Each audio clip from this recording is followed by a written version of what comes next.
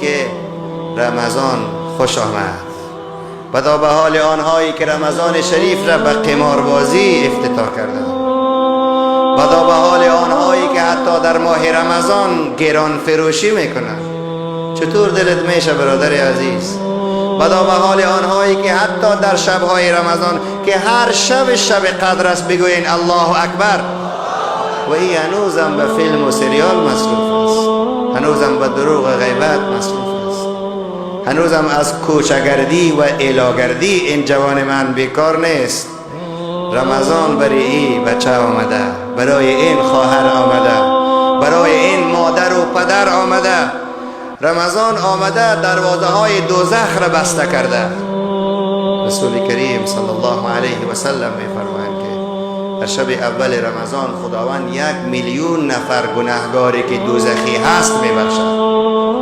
امام ابولیث سمرقندی از پدرش روایت میکنه و پدرش از استادش و سند حدیث به جناب محمد مصطفی میرسانند صلی الله علیه و سلم. و باز میگه که در شب اول رمضان و هر شب رمضان الف هزار دوزخی که دوزخی هست. مسلمان ایماندار است دوزخی است، لیکن گناه زیاد داره. به احترام رمضان خداوند میبخشه. اگر ما و تو هم دیلیس باشیم خداوند ما را بخشش بگردانه.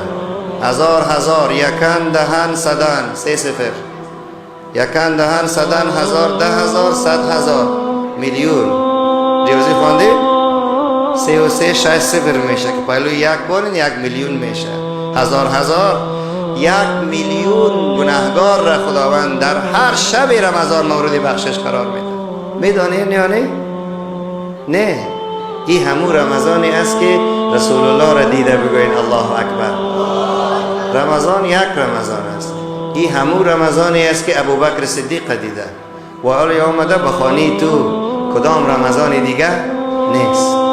امت حضرت موسی در 40 روز کافر میشه و شما او مردمی با غیرتی هستید که 1500 سال میگذره نه تنها این که کافر نشدین بگوین الله اکبر، بلکه این روزه را کسی که برتان گفته بگیرین محمد مصطفی علیه السلام گفتش هم میگیرین و ختم قرآنش هم میشنوین و افطاری میکنین و سحری میخیزین و جماعت ها را میگیرین و انشاءالله ما یقین دارم که دروغ نمیگین ها.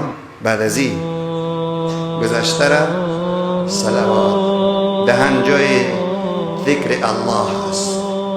بگوین لا اله الا الله.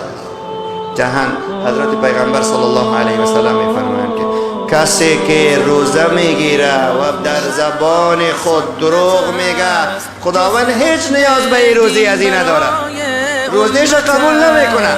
11 ماه الهی از زبان ما دروغ و غیبت را بیرون گناه، فرصت است 1 ماه که برگردی به راه.